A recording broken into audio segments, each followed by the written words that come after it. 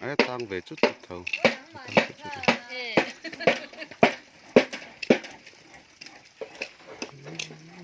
Bên ra cái ra tụi nó mua cái ra nó mua vậy thì cái ra nó đi đầu tiên thì con nằm bảo cái ơi mà em mới chụp lâu rồi đi à nhưng mà cà phê ra rồi ra về là nghe lâuกันพันแล้วว่าเป็นอะไรมาเสียพันแล้วเสียกันแล้วโซนี่เสียกันเสียเบียเสียกันกันพักกันจะมาอีกเข้าตัวนู้นที่เรากันเสียทั้งที่ไม่สิคุยกันแล้วพันแล้วเราที่ได้สิ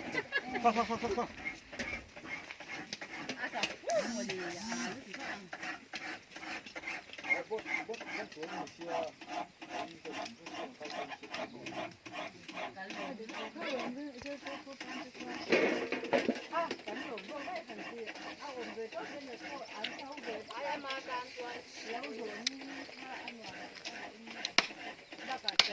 Molo juga rinti ada di sekolah dia nang lipo tu.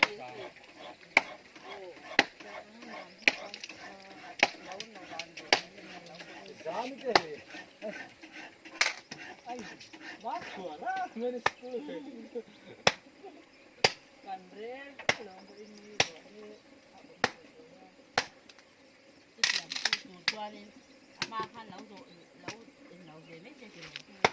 Asal makan lauk. Gek gele dia ni. Cái phong cảnh này thì rất là cần được. Anh là liền.